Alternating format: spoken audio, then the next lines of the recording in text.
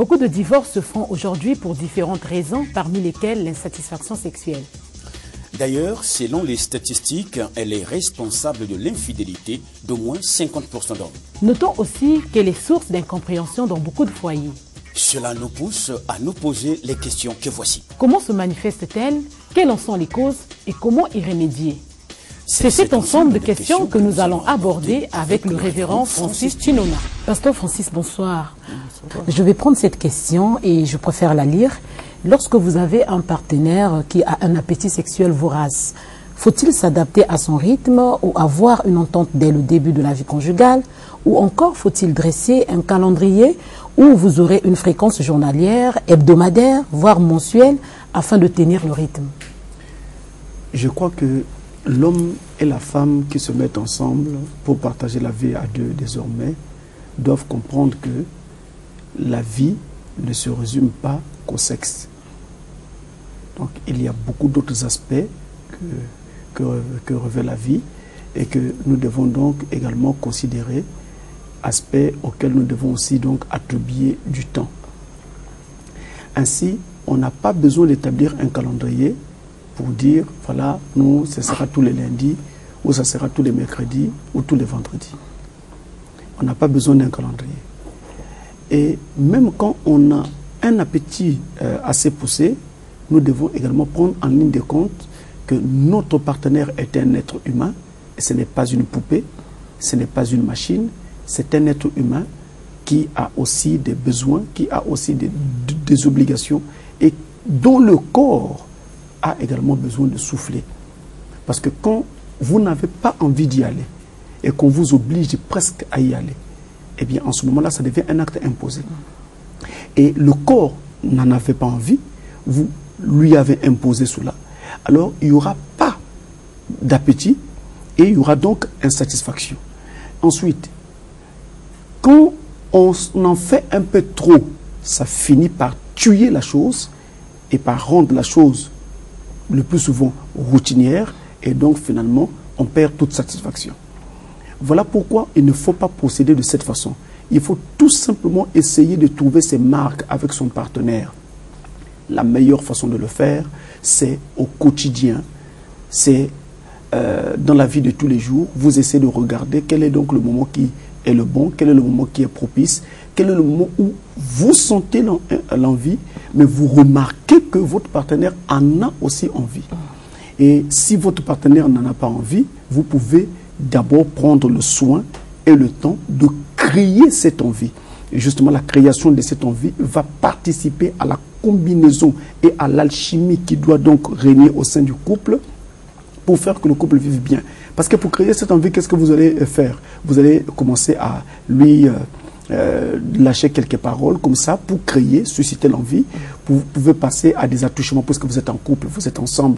Et ça, au départ, ça aura l'air de simples caresses, ça aura l'air d'une simple tendresse, mais à la fin, ça va produire l'envie et vous aurez alors là un moment qui sera très bénéfique à l'un et à l'autre. Mais ça ne sert à rien comme ça de mécaniser les choses. Pasteur, je vais prendre deux pensées. La première va donc consister à dire ceci. Vous avez des hommes qui vous diront, ma femme, je l'ai épousée, j'ai payé cher. Donc parlons de la dot. Et en payant cher cette dot, cette femme, une fois à la maison, est censée accomplir donc les désirs de l'homme. Que pouvez-vous dire face à cela? Alors là, ce n'est pas un mariage. Ça, c'est un achat. Ce n'est pas un mariage. Donc, si cet homme avait besoin d'une femme pour satisfaire ses besoins, juste ses besoins sexuels, il aurait tout aussi bien fait d'aller simplement s'abonner à un club de prostituées quelque part. Il paye, il a une carte de membre, il verse son montant chaque fin du mois, il passe tous les jours quand il veut, à l'heure qu'il veut. Mais quand vous avez pris une femme, vous l'avez épousée, vous n'avez pas pris une prostituée. Elle n'est pas une catin. Vous avez pris cette femme-là comme une épouse et elle va être la mère de vos enfants. Et j'ai toujours coutume d'enseigner en disant que la femme que vous avez chez vous et que vous appelez votre femme ou votre épouse, avant qu'elle ne soit votre femme, avant qu'elle ne soit votre épouse, elle est d'abord une fille de Dieu. Et donc, à cause de cela, on lui doit du respect. Elle mérite respect. Et elle est aussi, et d'abord, la fille de quelqu'un d'autre, et la sœur aussi à quelqu'un d'autre. Donc, pour cela aussi, elle mérite respect, parce que vous aussi, vous avez des sœurs, et vous voudriez que vos sœurs fussent bien traitées là où elles sont. Donc, voilà comment est-ce qu'il faut prendre les choses. On ne peut pas dire j'ai payé cher, mais qui t'avait obligé de te marier? D'ailleurs, quand on va frapper à la porte des gens pour dire je vais épouser votre fille, vous devez savoir qu'en Afrique, le mariage coûte cher. Et donc, en prenant cette décision, vous devez être capable de payer le prix. Vous devez avoir assez de fonds dans vos bottes pour pouvoir donner le montant qui vous sera demandé. Et l'amour que vous avez pour cette personne-là va vous obliger et vous pousser à payer ce prix. Alors, quel est cet amour qu'on a pour quelqu'un? On amène cette personne à la maison et ensuite, on commence à la faire souffrir. Parce qu'il y a des actes sexuels comme ça, sans accord, sans l'adhésion de votre épouse. C'est un viol. Hein? Ça devient des viols. Et des viols à répétition. Donc, on a comme ça aussi dans les foyers des viols qui se font, mais sous le couvert du toit conjugal, alors on n'en parle pas trop. C'est des viols. Parce qu'il faut qu'il y ait consentement de votre partenaire. Et quand il n'y a pas consentement, votre femme finira par avoir un ras-le-bol. Elle va constater qu'elle est dans cette maison comme un simple objet, je dis bien objet, de satisfaction sexuelle de son mari. Elle en aura ras-le-bol, elle en aura marre, et elle finira par lâcher prise et s'en aller. Et justement, pasteur... Vous laissons parfois avec des petits-enfants. Parce que justement, elle ne peut plus supporter. C'est un être humain qu'il faut respecter. Et donc, pour prendre la seconde pensée, enfin, je ne voudrais pas l'affirmer, mais paraîtrait-il que votre prophète, Marion William Branham, aurait dit que la femme a été créée pour ça, uniquement pour ça. Comment pouvez-vous expliquer cette déclaration? Entendons-nous bien. Frère Branham a fait un travail considérable que je ne voudrais pas ici que les gens viennent remettre en cause ou alors simplement écraser ou effacer par des déclarations à l'emporte-pièce. Quand Frère Branham est tenté de dire que la femme a été créée pour ça, il est tenté de montrer que Dieu avait fait en sorte que l'homme puisse avoir une compagne dans sa vie. Et cette compagne-là, c'était donc la femme. Et de temps à autre, ils peuvent avoir un moment ensemble. Mais il n'avait jamais dit que cet homme-là doit être sur sa femme comme un lapin, de la première minute de la journée à la dernière minute de la journée. Ce n'est pas ce que Frère Branham dit. Mais à quel moment cette femme va vous préparer votre repas? À quel moment s'occupera-t-elle des enfants? À quel moment s'occupera-t-elle du foyer? Puisqu'il y a tous ces autres aspects dans la vie. Il n'y a pas que la sexualité. Il y a tous ces autres aspects dans la vie. Donc ça, ce n'est pas ce que le prophète a dit. Alors si quelqu'un veut dire ça, ou plutôt veut se cacher derrière ça, comprenez tout simplement qu'on a affaire à quelqu'un qui a un appétit sexuel très poussé, et même, on va dire, une énergie sexuelle très poussée. Alors, il ne sait pas trop qu'est-ce qu'il faut en faire. Voilà pourquoi il pense que la vie doit se passer comme ça. Des gens capables comme ça de blanchir toute une nuit pour arriver à l'orgasme, référent, qu'est-ce qu'il faut faire dans pareil cas? Qu'est-ce qu'il faut faire dans pareil cas? Parce qu'à la fois, comme Laura l'a dit, vous avez été doté dûment, vous formez un couple, et quand vous arrivez au foyer, vous vivez... Dans un couple, il faut simplement en parler. Vous devez simplement en parler. Donc la femme qui vit cela doit dire à son mari, je n'apprécie peut-être pas trop la façon dont tu t'y prends. Parce que regarde, à telle heure, nous étions ensemble. À telle heure, nous étions ensemble. Là encore, tu veux. Il y a d'autres choses à faire. Je dis bien, la vie a beaucoup des aspects. Ne nous réduisons pas à ces seuls aspects qui est, on va même dire, quelque part bestial. Pasteur, ça va faire rire. Les gens, je t'en prie, ça va faire rire ce que je vais dire, mais c'est très important et c'est très capital. Vous avez des hommes qui vous diront, vous savez, parlons plus précisément des chrétiens, qui vous diront, je n'ai qu'une seule femme. Les païens ont la possibilité d'avoir deux, trois, plusieurs. Et moi, je n'ai qu'une femme, et donc je dois... Bon, cette femme est censée me satisfaire à la hauteur, s'il faut le dire ainsi. Écoutez-moi très bien. J'étais en train de dire dans les émissions qui sont passées, et même l'émission précédente, nous avons dit que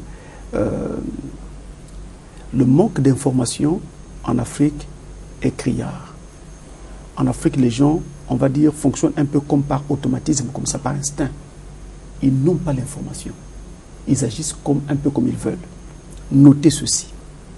Est-ce que vous savez que la multiplication des partenaires peut être demain cause de prostate?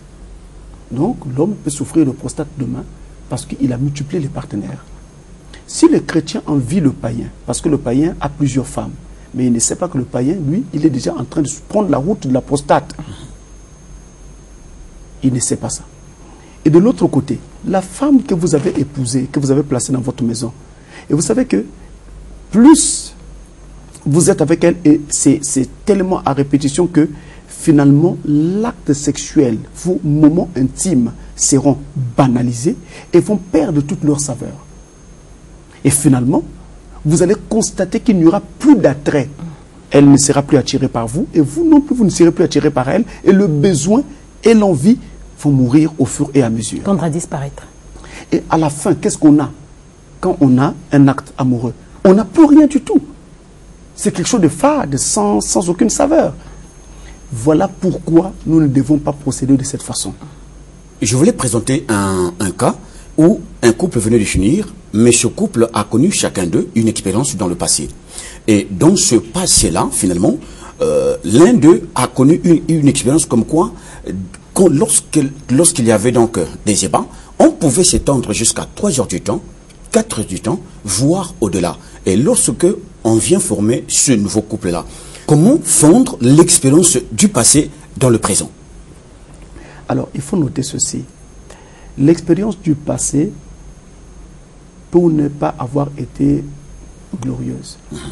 On peut avoir vécu une expérience, on peut parfois même essayer de dire que c'était une expérience très glorieuse et très élogieuse, sans pourtant que ça ne soit vrai. Parce que 2-3 heures du temps ou 4 heures d'acte amoureux, cela signifie que vous y avez mis votre cœur, par définition. Autrement, on ne peut pas supporter tout ce temps-là. On ne pourrait pas le faire. Est-ce que vraiment on a pu supporter tout ce moment-là? Ce n'est pas toujours évident. Vous parlez même encore d'une nouvelle expérience qu'il va vivre en étant dans un nouveau couple. Donc le précédent couple s'est arrêté. C'est qu'il y a eu problème. On ne sait pas trop à quel niveau il y a eu quoi pour que ça s'arrête. C'est parce que justement, il y a eu un ensemble de choses qui ont donc contribué à ce que ce couple-là s'arrête. Et peut-être même que les relations qu'ils avaient à l'époque ont été cause de cela. On ne sait pas trop. Mais quoi qu'il en soit, peu importe ce que vous avez vécu hier, quand vous êtes dans un foyer avec un homme, vous ne devez pas essayer de vous servir des expériences d'hier pour essayer d'ainsi conduire votre maison. Il faut plutôt essayer de construire quelque chose avec votre mari présent, avec ce que vous avez devant vous. Parce qu'il est possible que lui ne tienne pas le rythme. Ou même que la femme non plus ne tienne pas le rythme. Elle va s'en aller.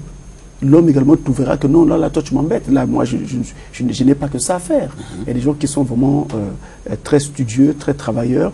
Alors, ils sont beaucoup occupés, absorbés par leur travail. Ils ne vous passeront pas tout ce temps-là en train de faire ça.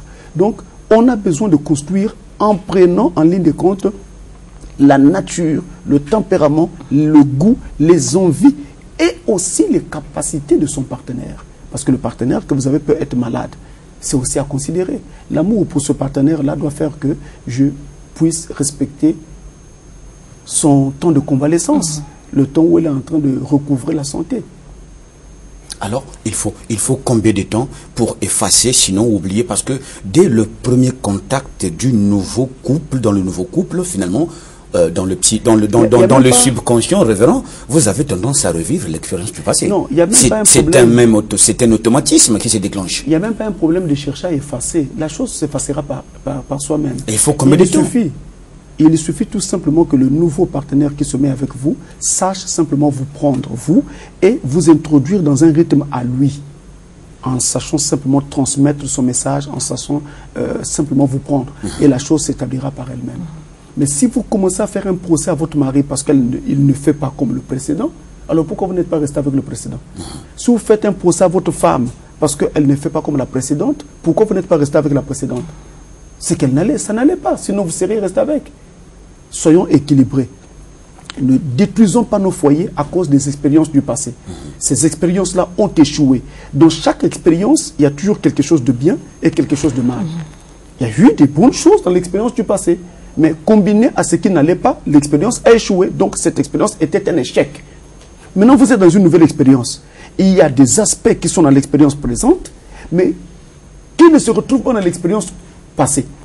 Et il y a des aspects qu'on retrouve dans l'expérience présente, qui sont plutôt positifs, mais par contre, hier, c'était négatif. Mais il y aura d'autres aspects de l'expérience présente qui seront négatifs, pendant que dans l'expérience du passé, les mêmes aspects étaient plutôt positifs. Alors, on a échoué lors d'une première expérience. Faut-il encore échouer dans celle-ci? Non.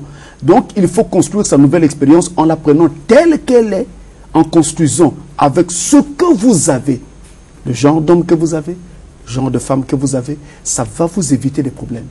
Et ça vous évitera les comparaisons. Parce que quand vous êtes avec votre mari ou avec votre femme, et que pendant le moment intime, vous pensez à l'ex, ça va tuer la relation amoureuse. Un autre aspect dans ce cas-là. Oui, tu me permets, Laura. Parce que Francis, le cas que vous venez d'évoquer, nous sommes au quotidien témoins des expériences, des foyers, des choses qui nous arrivent, des choses auxquelles nous assistons.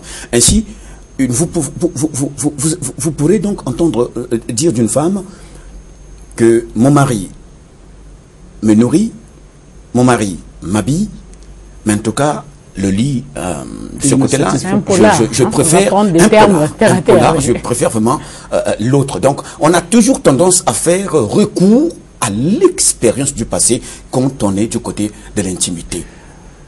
Bon, en fait, les gens utilisent toujours des termes qu'ils ne connaissent pas. Ils disent que c'est un polar, mais en fait, ce n'est pas vraiment le mot-là qu'il fallait utiliser. On doit plutôt dire que... Parce qu'un polar, je crois, à ma connaissance, c'est un roman policier. Alors, eux, quand ils parlent comme ça, la cité ne savent pas toujours ce qu'ils disent. Mais on devrait plutôt dire que mon mari ne me satisfait pas, ou mon mari, en tout cas, ne joue pas le jeu. Maintenant, en ce qui concerne cet aspect, il faut tout simplement que les partenaires sachent que la relation amoureuse se construit et elle se construit ensemble. Si vous dites que mon mari ne me satisfait pas, donc, vous avez une part de responsabilité dans cette insatisfaction. Alors, décelez sur quel point il ne vous satisfait pas, sur quel aspect de votre sexualité il ne vous satisfait pas, et ensuite essayez de corriger en les lui apportant, en lui faisant des remarques, pas en le chamaillant, parce que ce n'est pas comme ça que ça marche. Et essayez de l'accompagner à arriver au niveau où vous êtes déjà arrivé, parce que vous avez peut-être plus d'expérience que lui en la matière. Et c'est comme ça que vous aurez un foyer équilibré. Mais si vous laissez la chose telle qu'elle, qu'est-ce que vous ferez alors? Votre foyer va prendre un coup. Recourir dehors avec... Mais vous irez dehors, mais qu'est-ce que vous faites de votre foyer alors? C'est ça le problème. Vous avez formé un foyer et vous avez des enfants qui sont nés. Votre but, c'est de rester unis, d'avoir une famille sérieuse, calme et tout, et d'aller de l'avant. Donc, il faut construire avec votre partenaire lorsque ça ne va pas. Mettez-vous ensemble, épaule contre épaule, et vous construisez. C'est ce qu'il faut faire. Il faut construire avec son partenaire, c'est vrai, pasteur, mais... En d'autres termes, vous prenez vos marques. Chaque fois que vous êtes en instant amoureux, vous dites à votre partenaire que non, j'aime quand on me fait ceci, j'aime quand on me fait cela. Est-ce que tu peux... C'est comme ça que ça se passe. Ces allusions-là vont établir la norme. Oui, on va prendre cas par cas. Pasteur, vous avez des femmes, je vais parler des femmes, qui n'ont pas le courage de demander ou de proposer des moments d'intimité à leur partenaire. Est-ce que vous pensez que c'est un danger? C'est un danger.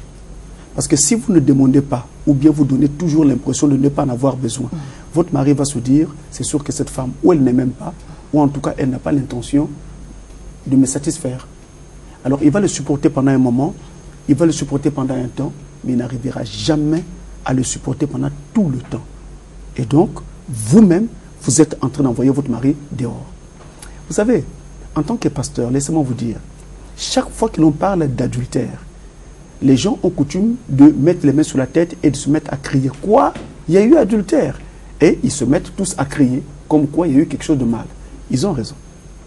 Mais ils ont gravement tort. Gravement tort parce que l'adultère est un aspect très complexe de la vie sexuelle d'un couple. Quand l'adultère apparaît, c'est qu'il y a eu des failles dans la vie de ce couple. Et c'est en général ces failles qui conduisent à l'adultère. Parce qu'en fait, l'adultère n'est que la conséquence des failles qu'il y a dans un couple. Et l'adultère est un comportement de fuite. Ou, si vous voulez, un comportement de compensation qui s'installe dans un couple pour pallier ce qui manque. Nous devons apprendre. Et il est temps de dire aux gens la vérité. Aujourd'hui, je ne peux pas gérer les affaires d'une église ou les affaires d'un couple comme je les gérais hier quand j'étais jeune pasteur. Parce qu'au début de mon ministère, vous voyez, avec la fougue de la jeunesse, le jeune pense toujours qu'il peut parler mieux que le vieux et tout le reste. Mais j'ai appris tout au long des années combien il y a beaucoup d'autres aspects derrière tout ce que nous voyons et que les choses ne doivent toujours pas être prises de façon chaude, avec beaucoup d'excitation. Il faut se calmer et regarder tous les contours d'une situation. C'est alors seulement que vous arriverez à aider les gens. Vous savez, lorsqu'on est en train de construire le temple de Salomon, la reconstruction du temple à l'époque de Néhémie et d'Esdras, dès qu'on a posé les fondations pour la reconstruction du temple, les jeunes se réjouissaient et sautaient. Mais les vieux, ils pleuraient. C'est ça toute la différence aujourd'hui. Je ne peux plus considérer les choses comme... Est-ce que l'on devrait ressentir des sentiments de honte lorsqu'on est en plein acte sexuel? Parce que vous avez des femmes qui vous diront que lorsque je suis avec mon mari, j'ai honte et je ne peux pas aller loin parce que je me dis je. Pasteur Francis. Alors, la honte dans un couple signifie qu'il n'y a pas vraiment eu mariage dans ce couple. Je ne parle pas de mariage en termes de dot, de cérémonie. Je parle de fusion. La relation fusionnelle entre l'homme et la femme ne s'est pas encore achevée, ne s'est pas encore installée complètement. Et c'est pourquoi on peut donc avoir honte. Je comprends qu'on puisse avoir honte le premier jour. Je comprends qu'on ait honte la deuxième fois. Mais je ne peux pas comprendre qu'on puisse avoir honte 5 ans, 3 ans, 10 ans après le mariage. C'est incompréhensible. Donc on ne doit pas avoir honte. Justement, la honte est l'une des raisons, particulièrement en Afrique, qui amène donc l'insatisfaction sexuelle justement. Puisque vous avez honte, alors vous êtes incapable de jouer les jeux, et donc vous êtes incapable de donner ce qui doit être donné, vous ne voulez pas donner, parce que vous avez honte, vous êtes bloqué, vous êtes fermé, et il y aura donc insatisfaction sexuelle. Donc il ne faut pas avoir honte. Si vous avez honte, quittez le foyer, laissez la place à une autre femme qui, elle, n'aura pas honte, et qui, elle, saura vraiment prendre cet homme comme il faut. Laissez la place à quelqu'un d'autre. Et ensuite, avez-vous remarqué que la plupart des hommes mariés vont avec des petites filles? La plupart des hommes mariés. Souvent, quand les hommes mariés ont des relations à l'extérieur, c'est avec les petites filles. Et non pas avec les femmes du même âge que eux. Pas souvent. Ce qui fait que même les femmes qui sont d'un certain âge commencent à sentir un manque. Il n'y a plus d'hommes souvent qui viennent vers elles et on commence à vivre ce que l'Europe et l'Occident vivent déjà. C'est-à-dire la jeunesse. La femme d'un certain âge va maintenant vers un jeune homme. Un garçon plus jeune. À cause de ce manque-là, mais aussi parce que beaucoup d'entre elles ont besoin d'un, on va dire, entre guillemets, d'un sang chaud. Alors, pourquoi les messieurs mariés d'un certain âge vont plutôt vers les jeunes filles? Parce que la jeune fille est encore dans la fraîcheur de l'âge, elle est encore prête à jouer, elle a besoin de sensations fortes, et elle va donc se permettre de prendre certaines positions, elle va donc se permettre de faire certains mouvements que la vieille femme à la maison ne veut pas faire ou ne veut plus faire, parce que les rhumatismes sont passés par là. Il y a l'arthrite, l'arthrose, il y a toutes ces choses-là, et donc vous voyez, il y a eu un ensemble de choses comme ça. Et il y a même aussi les tabous. Comme quoi, bon, ça on ne peut pas faire, on ne peut pas prendre telle position, ainsi de suite. Je sais qu'en tant que chrétien, il y a des positions que nous ne devons pas prendre. Mais et pourtant, il faut noter qu'il faut qu'il y ait une certaine souplesse et une certaine symbiose. C'est ça. C'est ça qu'il faut considérer. Si déjà vous venez d'aborder la question posture qui pose problème quand on a pris un certain âge, même dans cette jeunesse, quand on vient de se marier, il y a, comme vous avez dit, chez les chrétiens, des postures qu'on ne peut pas prendre. Est-ce que nous pouvons les connaître afin de bien tenir? Si vous voulez que je fasse une liste de positions, ça sera vraiment scandaleux. On risque de basculer à une émission érotique. Donc ça va être scandaleux. Mais de façon générale, je vous dirais tout simplement, pour satisfaire votre curiosité, que la parole de Dieu voudrait que nous ne puissions pas traiter nos femmes comme des chiennes ou comme des animaux. Donc, il faut qu'il y ait un minimum de respect, peu importe la posture que vous prenez, il faut que cette posture-là soit une posture d'un sens, d'un point de vue chrétien, respectueuse. Comment garder la sexualité d'un couple au top, surtout quand vous avez des enfants, surtout des enfants qui ont déjà grandi? Comment garder cette sexualité au top? Alors, quand on a déjà fait beaucoup d'années de mariage, 20 ans, 30 ans de mariage, peut-être seulement même 15 ans, ça fait déjà beaucoup d'années, il y a un relâchement des habitudes passionnelles qu'on avait au départ. Alors, il y a une certaine passion qui retombe et on n'arrive plus à faire exactement comme dans la jeunesse. Maintenant, la présence également des enfants gêne. On ne peut plus se livrer en plein débat au salon, sur votre canapé, parce qu'un enfant peut surgir. Exact. Donc ça gêne. Alors, toutes ces choses commencent donc à créer ou à causer des freins dans la vie sexuelle du couple. Ce qu'il faut donc faire, c'est que le couple, premièrement, a sa chambre, c'est vrai, mais le couple peut aussi trouver d'autres occasions. Un voyage, et à l'occasion de ce voyage-là, on peut donc, comme ça, dans une chambre d'hôtel, trouver une belle occasion. Donc, en fait, qu'est-ce qu'il faut faire? Il faut casser la routine. Il faut impérativement casser la routine et éviter que ce soit toujours de la même façon. Même quand vous parlez des enfants, il y a bien des moments où les enfants sortent tous et sont tous soit à l'école et puis vous avez toute la liberté possible. Donc, vous pouvez également jouer sur des moments pareils pour faire que ça ne soit pas toujours la chambre qui soit utilisée, mais que ce soit même la douche ou même le salon au cas où vraiment il n'y a personne et vous prenez le soin de fermer portes et fenêtres et de tirer complètement les volets, les rideaux et tout, pour que justement il se passe en toute discrétion. Donc, il faut vraiment casser la routine, c'est important. Il faut aussi réapprendre les habitudes qu'on a perdues. Au départ, ça va être difficile. Merci. Mais on ne peut se réinstaller dans ces habitudes qu'en commençant, et en commençant une fois. Donc, les étreintes du départ, la tendresse, les petits gestes, le petit regard attentionné, ces choses doivent reprendre au fur et à mesure, petit à petit certes, mais c'est ça qui fera que, finalement, eh bien, le climat se réinstalle correctement. Il faut aussi corriger les problèmes qui vous ont séparés, sinon distancés, éloignés pendant un bon nombre de temps, d'années, parce que vous avez traîné comme ça parfois des insatisfactions, des petites querelles, des problèmes non résolus, des choses de ce genre, des incompréhensions sur la gestion des enfants, la gestion financière et toutes ces choses. Alors ça a créé des frustrations et ça a même créé des positions où chacun a eu comme ça ce qu'on va appeler des positions de survie, des comportements de survie. Il va adopter un certain comportement pour se dire, voilà, quand je verrai encore ma femme ou mon mari faire ceci, je pourrai alors me protéger en adoptant telle ou telle attitude. Alors toutes ces choses-là doivent être corrigées pour que l'amour revienne comme quand vous étiez au départ et quand vous vous voyez dans les coins. Pasteur, pour terminer, nous avons une plainte. Bon, je ne sais pas s'il faut l'appeler plainte. Paraîtrait-il que les chrétiens ne font pas cas de leur sexualité une fois dans le foyer? Qu'est-ce qui se passe? Est-ce une simple lassitude ou bien un manque d'information au niveau des églises? Bon, les chrétiennes, une fois mariées, se disent, dans la Bible, le divorce n'est pas permis. J'ai eu mon mariage, eh bien, elles deviennent un peu